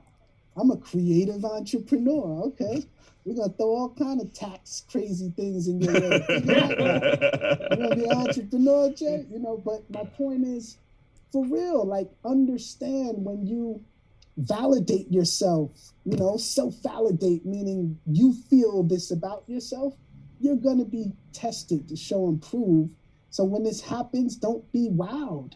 Understand this is a part of the journey, and I think me getting closer to that helps me daily to like stay in it, stay in the zone, you know, like for real. And it's not perfect. I'm not perfect. I'm constantly falling on my face. Some days I wake up and I don't feel like the journey. I feel like, oh man, this obstacle is kicking my behind. How am I going to get past this? Why I feel like this morning? But then the reality is more like, okay, you've raised yourself up to know, Jay, you could stay here. You could stay in this mindset, in this worry, in this fear. But guess what? This doesn't lead to the results you want. And you know that. So you can't stay here if that's what you want. And I say this saying, Rakim said it best. It takes years to build, you know, like years. This is a journey, as I told you. It started, I was a kid, 17, 18, thinking about these things, wanting to be better, wanting to be great like my ancestry that I'm connected to, right? That I'm learning about. So the biggest jewel I ever learned in my life so far, if it's great, that shit ain't easy, ever. If it's easy, it's not great. It's not. Because if it's easy, it took a long time to make it easy on a great level. You know what I'm saying? It's otherwise, that shit has no foundation. It's going to fall apart. Don't take the shortcut and think you're getting over. You're going to fall on your face and start right back at the beginning. For real. Shortcuts are not the cheat code. That shit is whack. You have to do the knowledge to speak wisdom for real, to really understand where you're coming from. But if you don't know it and there's no foundation, it's going to fall apart. Respect the process. Word up. No easy steps to greatness. None. Selfless wisdom, man. Selfless wisdom. Just bringing people in. If you're just joining us now, you're listening to the new 7th member of Gangstagrass. John Robinson, our guest this week and every week. Friday night. Man, Yeah, that's everything. and forgive my passion. I probably should love apologize. No, never that. I'm just like, Never yeah. that. Never that. I felt like I went on a sermon, but That's okay, man. That's all right, This is man. the Church of Gangstagrass. We welcome anybody giving their testimony. Absolutely, yes. Unapologetic. Yeah. But this No, is, that's all. and this is the mindset for real. Raw, from the mindset of a creative who wants to grow, who wants to understand these things better, but share my raw experiences, and maybe people can hold on to them and be like, oh snap, that happened, or I felt like this too, and that's what I grasp from people who intimidate me, right? That's one of my things. I like to hear from people who speak so next level that I'm damn near trying to write down every third word to look it up because I don't know what it means. Those are the people I like to be around, where it's almost intimidating to hear them speak, but you grow because of it. It's like, oh man, I'm definitely not the smartest person in this room. Did you hear what she just said? Oh, I don't even know what that means. Whoa, and everyone's just on this wave, but it just, I enjoy that as much as I'm fearful of it, if that makes sense. That's so interesting, actually, because before, you were talking about putting things out in layman's terms and getting the message out in a way that, that everybody's going to understand. And I feel like that is actually a big thing that people are encouraged to do nowadays, right? Take it down. Don't talk in big words because you want to make sure that everybody is grasping your message. But this is a really interesting point that you're making about how, both intriguing and potentially developing it is to get those. I guess I can look at it like that's where the ideas come from to turn to layman's terms, these high level ideas. Because a lot of times I feel that there's so many people in the world that if they had access to certain things that they need access to, the world will change in a fast way, like swift, where it's like, whoa. And I guess part of me feels like that's some of my job through what I do, is to do my best to share a lens, to give you access. And most of that access is hope, like hope and aspiration and, oh, wow, And I that's what school gave me. It allowed me to literally tell hundreds of young people, I'm you and you're me. And this is why it feels like this. Actually, period. I'm you. That's why I feel, why you feel like this and it's this connection? Because I'm you and you're me. Time is what separates us. So there was a great question in the chat from Rusty, one of our barnstormers, and asking about how, when you're doing these kind of educational experiences that are innovative, that are bringing in the kind of hip hop mindset and that legacy, are the assessments conventional, or are the assessments also innovative, or is that even beside the point? Amazing question. That's an amazing question. No, that's totally in the point. To me, the whole point is, right, if I'm this person, right, I've witnessed Egypt, who doesn't sit still, right? And it's like, oh man, Egypt, she just never sits still. Huh? And then the talent show comes, right? And Egypt, who's in 7th grade, does this choreographed piece that looks like she's in college. And she's so next level with her dance ability and her bodily intelligence. I'm like, that's why Egypt can't sit still. So my point is, do I test Egypt with a number 2 pencil and say, if she doesn't get this right, she's not brilliant? Or do I innovate the assessment to find her brilliance and test her like that to actually find out, is she really brilliant or not? So that's what we do to teachers now. Jay Rawls and myself, we have what we call the YCP exam. We want you to feel the bias that your students feel. Wow. In their language, and you take their test that they'll ace and you won't. And now you get to feel for real, because it's important to be in that space of understanding that when you say, oh, these tests are culturally biased, it's like, no, it's a real thing. Raheem has never seen an apple tree before, for real. Like, he's never seen a pasture. So when you're saying these things in the test, he won't get it. But if you say, yo, if Jasmine took the subway to the corner store and went, then he would ace that test. he would, because it's coming from a lens that he's familiar with and he gets it, you know, et cetera, et cetera. It goes down. But I think the layer is, and the point is, yeah, innovate the assessment. It's so many ways that people learn. I've been in classrooms where, you know, this so-called remedial class, they're such visual learners. I could show them a meme before we even talk about the lesson, and they could break down what we're about to talk about because they speak meme and hashtag. But they're remedial. It's like, no, you haven't caught up to their level, their next level. All they need is an emoji and a hashtag to articulate a complex sentence or paragraph that'll take you 20 minutes to teach. How is that less? I wish you could say that again, man. Yeah. So that's, you know, that's what got me into that space where I start to really recognize, yo, these young people are not blank slates. They're walking in with brilliance and cultural capital that's valuable. That's like, you know, so I would teach things like that. Oh, that's ridiculous. You're flipping that bottle in my classroom. It's like, you think that's ridiculous, but you didn't know that Mike from a high school in California did it at his talent show, and the shit went viral, and Ellen DeGeneres did it, and so did such and such, and it's all over the world, and that's why they're doing it in your classroom. So what I do, instead of shutting it down, I just use it. I gamify it and let them do it and add it in. It's their culture. It's how they express themselves. Yo, this book. Why would I close it out? This book that you got with Jay Rawls.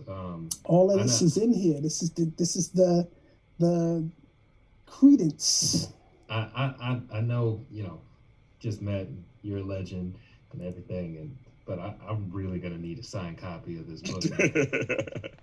No, that's definitely a part of what we do. You know, it's right on the Bandcamp. It's jr.bandcamp, and we do have signed copies available. It's actually a bundle, the book and CD.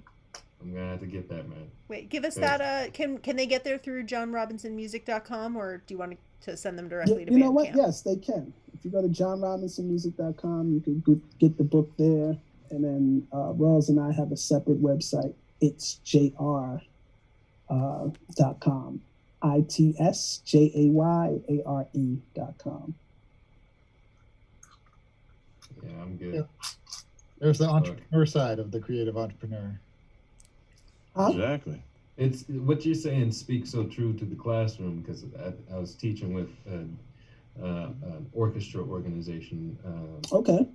a couple of years ago, and I witnessed, and I've seen it in a bunch of different orchestra programs, the way they sort of really try to force this classical music on the kids instead of teaching them music in a way that incorporates music theory into what they know about music, instead of like, you know, everybody's always got to like Beethoven. Beethoven's the greatest. Well, maybe these kids don't have the patience or don't like Beethoven. Nobody wants to listen to Beethoven anymore.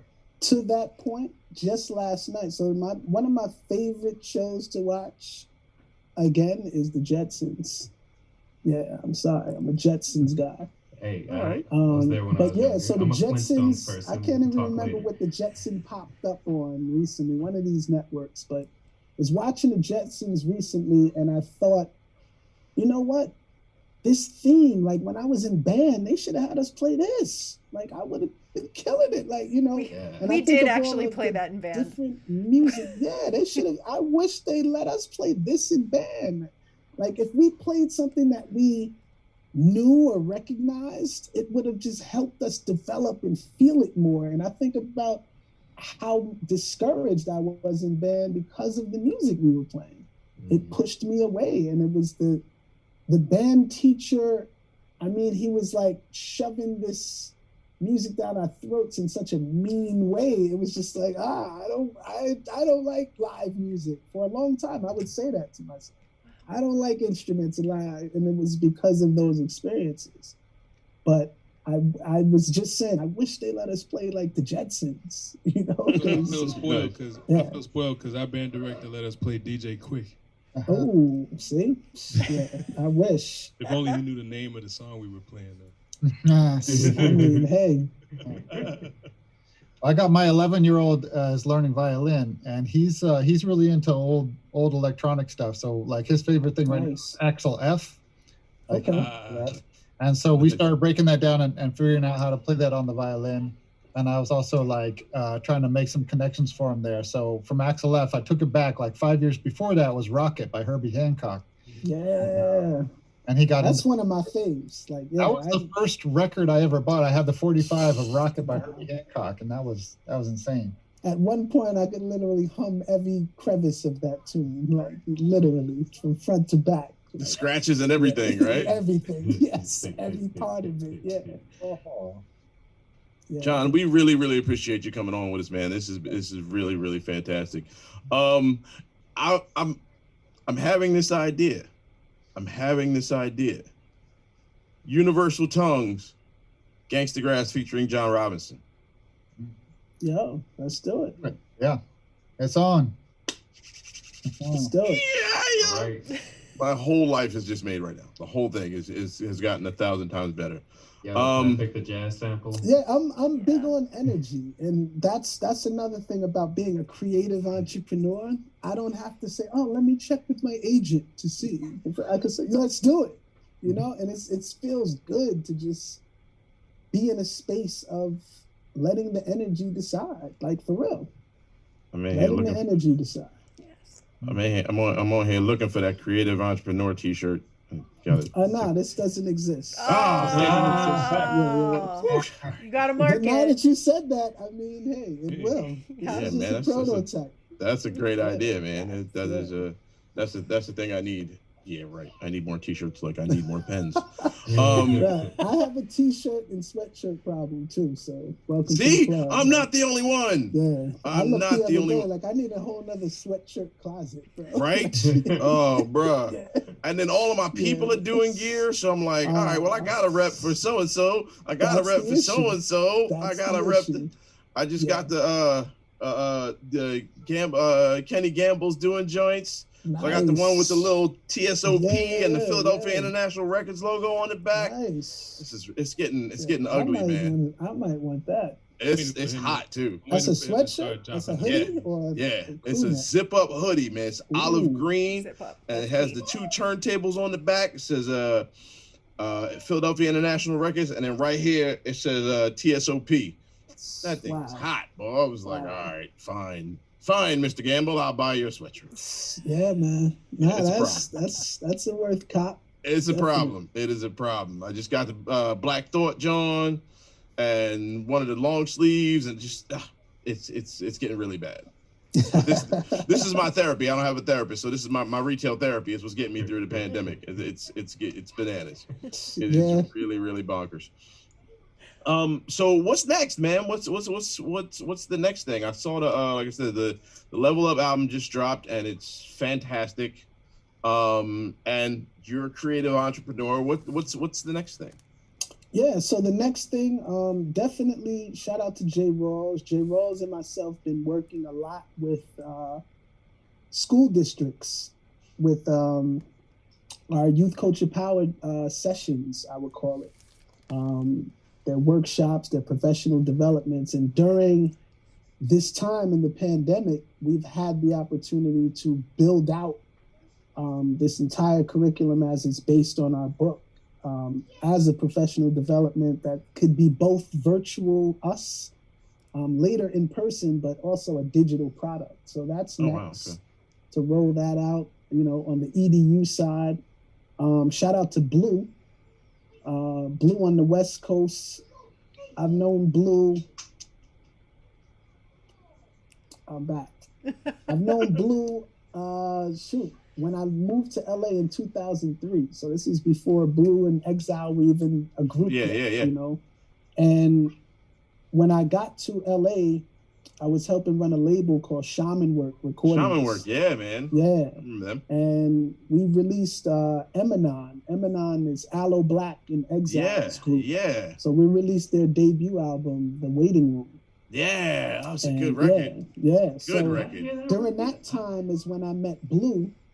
And, I I witnessed Blue early, like before he even had songs recorded. Like hearing him rap, I knew he had something special. Yeah, man. But so good. fast forward years later, you know, Blue on the beats. Blue hit me up and was like, "Yo, I got these collection of beats that I made for you that I want you to rock to, and you know, blah blah blah. People don't really know me for the beats.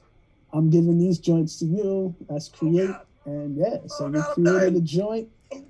And yeah, that's the next thing. Entire record. Blue did the production. That's he featured on amazing. 2 songs. And yeah, it's dope because there was a time. I never even told this story. I'll tell it quickly. There was a time when Blue was talking to, I don't know who, but for some reason we won a tour. It was Eminem, Wale Oyajide, Blue, and myself, and we toured basically up the West Coast from San Diego all the way up to Seattle.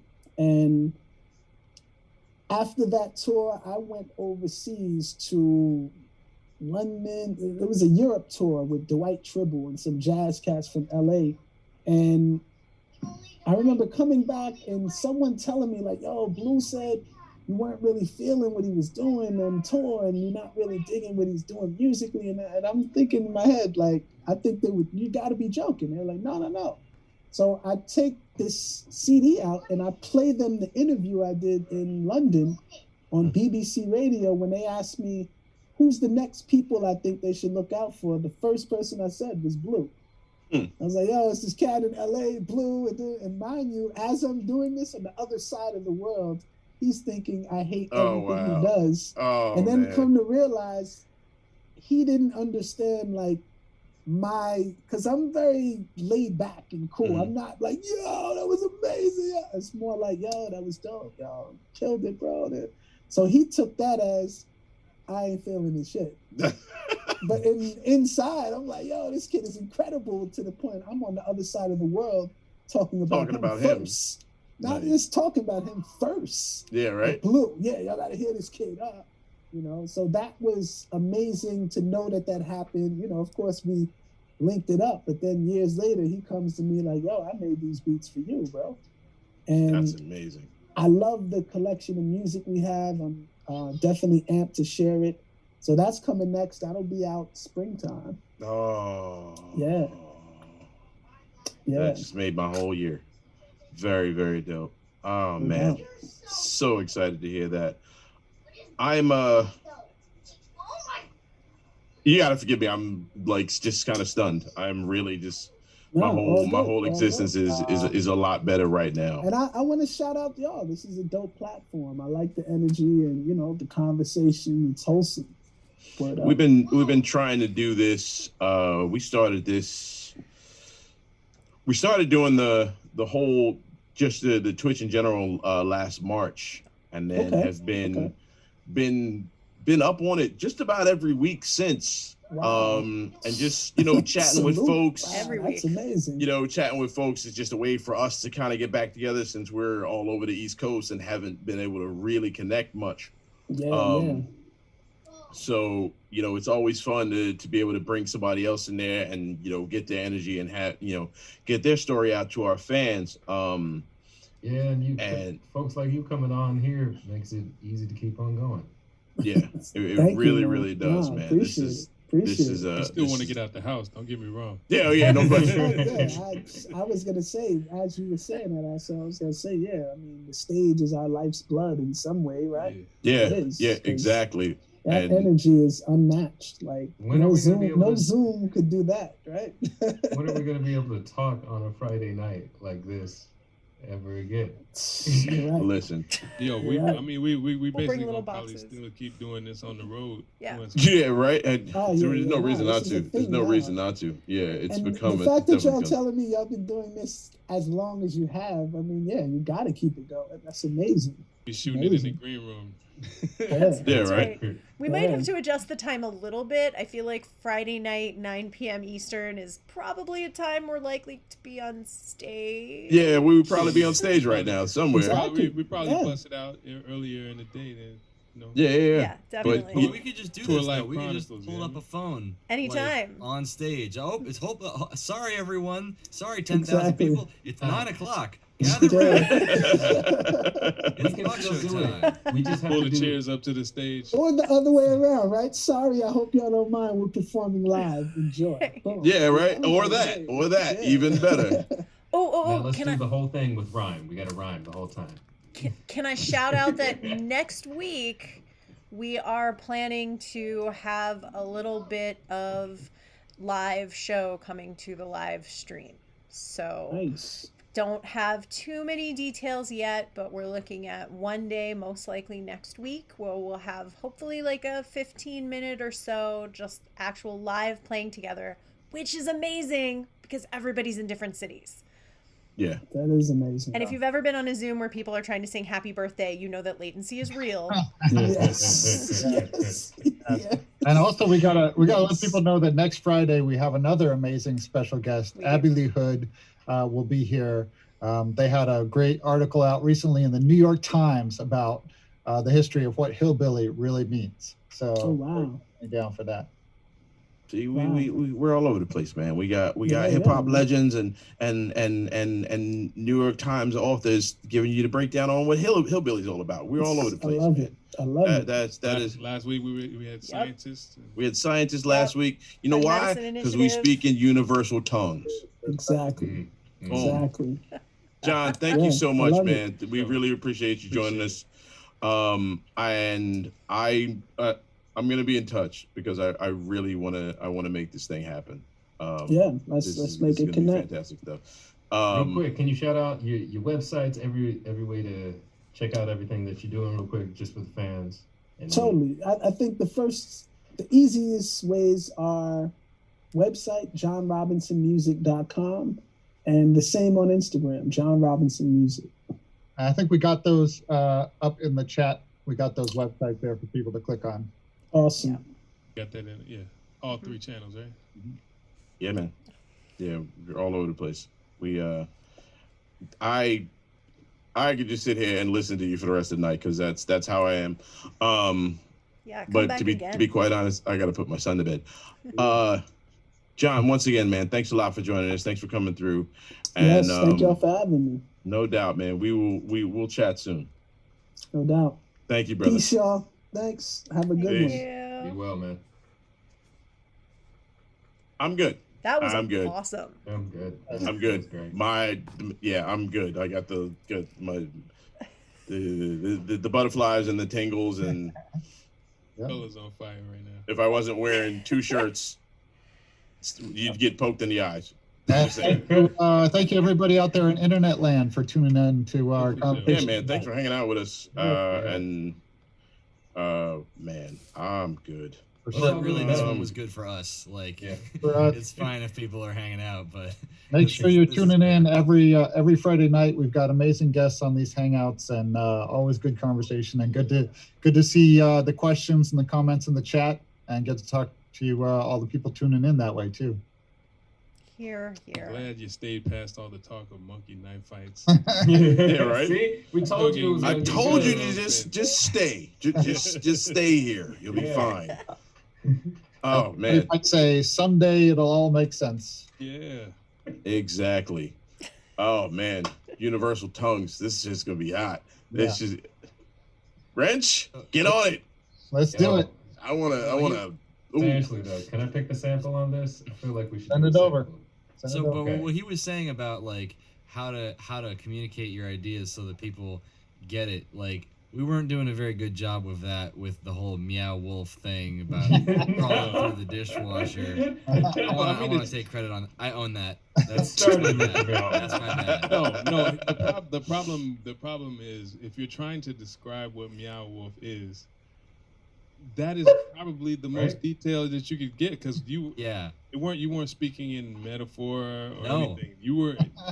You were telling them exactly how it was. Yep. Because I too did the same thing. I Yeah, climbed it's- into the washing machine and That- came out the refrigerator. Yep. That reality. That's that real. reality very strongly resembles metaphor. Right. So It's it's an kind of hard to. entire it's an entire like space. Like it's a huge intricate art installation that is like this interactive experience that is like the most lucid acid trip. All right. You can imagine. Yeah.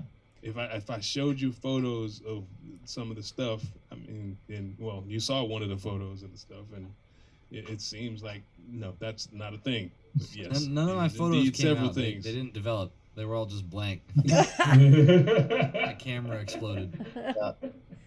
And hey, Leprechaun McPot in the Twitch chat, if you want to know when we're coming back to Humboldt, we will, of course, mention it on a stream at some point in the whenever future that is a possible thing to do. But also, you can go to gangstagrass.com and sign up for our mailing list. The link or the little box where you can put in your email address is right up there at the top. And go ahead and sign up for the mailing list and follow us on socials. It's at Gangstagrass everywhere. You can like the Facebook page, facebook.com/Gangstagrass. And let's see, at Twitch, of course, is Gangstagrass Crew. And everywhere else at Gangstagrass, Twitter and the Instagrams and even TikTok. Wrench has been rolling out some wackiness on the TikTok, so definitely check that out. Yeah. I'm gonna try we'll throw it to out on get all us going channels. Streaming on Reddit at some point. So check that out. Yes, we plan to disrupt markets. That is. Yeah. Nope, coming for guys, you. We're that's- coming for you, I am not a markets. financial advisor, and nothing I say or do can be taken as financial advice. But buy That said, Gangstagrass right now. Buy Gangstagrass. if there is a way to buy Gangstagrass, buy Gangstagrass. I think all that means is you give us money, and we say you own 2% of me. A great way to do that right now is to go over to the Barnstormers, gangstagrass.com/Barnstormers, and become part of our exclusive amazing club. And that's we'll take it out with that shout out, and thank you everybody for tuning in. It's been another really fun time hanging out with you all on Friday night. Did we ever mention the fact that it took me until about 2 minutes ago to figure out what Dolio's name said? I've been trying to figure it out for ages. There's H. It took me a minute. It took me at the end. SLEUTH. Oh! You're so bad, I thought it was mother. I was like, salute H. No. What? That is fantastic, dude. That is. I'm sitting there like while John was talking, I was like, oh, that's what Dad said. Okay. Well, good night, everybody. That's great. Yo, your man totally opened my third eye. I was like, Let me tell you, the captioning cannot handle that. Bye. That's your new Jedi name. Thanks, everybody. We'll see you. We got the dance party tomorrow, 3 p.m. Yes. 3 p.m. Eastern, noon Pacific, 8 p.m. if you're in the UK. DJ Renchitron, that's right. Doing goodness knows what. You could get some serious exclusives, but if you want exclusives, the best place to do that is at the Barnstormers. It's been so great. I've been seeing, Brand the new single emails just roll dropped on in. Tuesday. Right, we're with putting new up subscribers. a new exclusive single that's not even out yet by our son, the voice of reason. That's right. People who listen to the Tuesday Twitch stream got a little preview of that, but that's it. That's the only place you're going to hear it other than the Barnstormers for Plus the a couple of future. exclusive 90s covers with Wrench featuring Olivia Kay of Radiohead and Portishead. That's right. All the heads. I do like me some Portishead. Yeah. Sweet. Out there, everybody, sleep well. Sleep well. Get your rest. PH, rest in peace. Be happy. All of the heads. Good night, y'all. Roll out there. Good night, everybody. Bye-bye.